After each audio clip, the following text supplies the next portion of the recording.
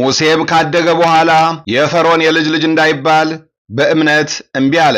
ከግብፅ ብዙ ገንዘብ ይልቅ ስለ ክርስቶስ መነቀፍ እጅግ የሚበልጥ ባለጸግነት እንዲሆን አስቧልና ለጊዜውም በኃጢአት ከሚገኝ ደስታ ይልቅ ከእግዚአብሔር ሕዝብ ጋር መከራ መቀበልን መረጠ።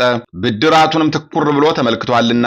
የሐዋርያው ቅዱስ ጳውሎስ መልእክት ዕብራውያን 11 ከቁጥር 24 በስመ አብ ወወልድ ወመንፈስ ቅዱስ አሃዱ አምላክ አማአስሮ ሰብኡ ለየካቲት በዛቲ ዕለት ኮነ ሰማይተ ሚናስ መነኮስ እምሃገር አክሚም ዘላዕላይ ግብፅ። አንድ አምላክ በሆነ በአብ በወልድ በመንፈስ ቅዱስ ስም የካቲት 17 በዚች ቀን ከላይኛው ግብፅ በአክሚም መንደር መነኮስ ሚናስ በሰማዕትነት ሞተ።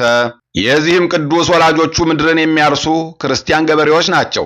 እርሱም ይህን ዓለም ንቆ ትቶ በሀገረ አክሚም በሚገኝ በአንድ ገዳም መነኮሰ። ለመብልና ለመጠጥ ሳይገዛ በየ2 ቀን እየጾመ ብዙ ቀኖችን ኖረ። ከዚያም ወጥቶ ወደ እስሙናይን ገዳም ሂዶ በአንድ ገዳም ውስጥ እያገለገለና እየተጋደለ በገዳሙ ደጃፍ ሳይወጣ 17 ዓመት ኖረ። እስላሞችን በግብፅ ሀገር በነገሱ ጊዜ ለእግዚአብሔር ከእርሱ ጋር ለዘላለሙ ሕልው የሆነ ከባህሪው የተወለደ ልጅ የሚሰርጽ መንፈስ ቅዱስ የለውም እንደሚሉ ሰማ። ስለዚህ ነገርም እጅግ አዘነ። ከአበምኔቱ ቡራኬ ተቀበለ። ወደ እስሙናይን ከተማ ወጥቶ ሄደ። የእስላሞች ሰራዊት አለቃ በሆነ በመኮንኑ ፊት ቆሞ እንዲህ አለው፣ እናንተ ለእግዚአብሔር ከባህሪው የተወለደ ልጅ እንደሌለው አድርጋችሁ የምትናገሩ እውነት ነውን? መኮንኑም አዎ ልጅ አለው ማለትን ከእግዚአብሔር እናርቃለን አለ። አባ ሚናስም ያለ ልጅ ልታምኑ አይገባም፣ እርሱ ያለ ዘር ያለ ሩካቤ የሆነ ነው፣ ከባህሪው ተወለደ እንጂ አለው። መኮንኑም ልጅ አለው ማለት በሕጋችን ክደት ነው አለ። አባ ሚናስም እንዲህ አለው፣ መኮንን ሆይ እወቅ፣ የከበረ ወንጌል በወልድ ያመነ የዘላለም ሕይወት አለው። በእግዚአብሔር ልጅ በወልድ ያላመነ ሕይወትን አያይም፣ የእግዚአብሔር ቁጣ በላይ ይወርዳል እንጂ ብሏልና። ስለዚህም መኮንኑ እጅግ ተቆጣ። ራሱንም በሰይፍ እንዲቆርጡ ስጋውንም በየቁርጥራጭ ቆራርጠው በባህር እንዲጥሉ ታዘዘ። ምዕመናንም ስጋውን ወስደው በበጎ አገናነዝ ገንዘው ቀበሩት። መታሰቢያውንም አደረጉ። ለእግዚአብሔር ምስጋና ይሁን፣ በረከቱም ከኛ ጋር ትኖር ለዘላለሙ አሜን። አንድ አምላክ በሆነ በአብ በወልድ በመንፈስ ቅዱስ ስም የካቲት 18 በዚች ቀን ታማኝ የከበረ አባት የአንጾኪያ ሊቀ ጳጳሳት አባ መላሊዮስ አረፈ። ምስጋና ይሁን ለአብ ለወልድ ለመንፈስ ቅዱስ አንድ አምላክ በሚሆን ዛሬም ዘወትርም ለዘላለሙ አሜን።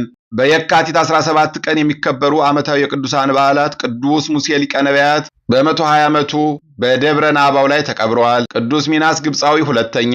ወርሃዊ በዓላት ቅዱስ እስጢፋኖስ ሊቀ ዲያቆናት ቀዳሜ ሰማዕት፣ ቅዱስ ያዕቆብ ሐዋርያ ወልደ ዘብዴዎስ፣ ቅዱስ ኤጲፋንዮስ ዘቆጵሮስ፣ ቅዱሳን አበው መክሲሞስና ዱማቴዎስ፣ አባ ገሪማ ዘመደራ፣ አባ ጰላሞን ፈላሲ፣ አባ ለትጹን የዋህ። ሙሴ ካደገ በኋላ የፈርዖን የልጅ ልጅ እንዳይባል በእምነት እምቢ አለ። የሐዋርያው ቅዱስ ጳውሎስ መልእክት ዕብራውያን 11 ከቁጥር 24 የሰማነውን በልቦናችን ያሳድርብን። ከቅዱሳን አባቶቻችን ከቅዱሳት እናቶቻችን በረከት ረድኤት ያሳትፈን። ክፉን ያርቅልን፣ በጎን ያቅርብልን፣ የተሻለውን ነገር በቸርነቱ ያዘጋጅልን። ወርሃ ጾሙን በሰላም እንዳስጀመረን በሰላም አስፈጽሞ ለብርሃነ ትንሣኤው በሰላም ያድርሰን። ይቅርታውን ቸርነቱን ያርቅብን። ስደቱን፣ ጦርነቱን፣ መከራውን፣ የሚወራውን ክፉ ነገር ሁሉ በቸርነቱ ያርቅልን።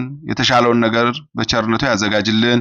ይቅር ይበለን። አቡነ ዘበሰማያት ይትቀደስ ስምከ ትምጻእ መንግሥትከ ወይኩን ፈቃድከ በከመ በሰማይ ከማሁ በምድር ሲሳየነ ዘለለ ዕለትነ ሀበነ ዮም ህድግ ለነ አበሳነ ወጌጋየነ ከመ ንሕነኒ ንህድግ ለዘአበሰ ለነ ኢታብአነ እግዚኦ ውስተ መንሱት አላ አድኅነነ ወባልሐነ እምኩሉ እኩይ እስመ ዚአከ ይእቲ መንግሥት ኃይል ወስብሐት ለዓለመ ዓለም። በሰላመ ቅዱስ ገብርኤል መልአክ ኦ እግዝእተ ማርያም ሰላም ለኪ ድንግል በህሊናኪ ወድንግል በስጋኪ እመእግዚአብሔር ጸባኦት ሰላም ለኪ ቡሩክት አንቲ እምአንስት ወቡሩክ ፍሬ ከርስኪ ተፈሥሒ ፍሥሕት ኦ ምልዕተ ጸጋ እግዚአብሔር ምስሌኪ ሰአሊ ወጸልይ ምህረተ ሀበ ፍቁር ወልኪ ኢየሱስ ክርስቶስ ከመ ይስረይ ለነ ኃጣውኢነ ኦ እግዚእ ኢየሱስ ክርስቶስ ስረይ ኃጢአቴ ወኃጢአተ ኩሉ ሕዝብ ከማሰር ኃጢአት እግዚአብሔር ይፍታ።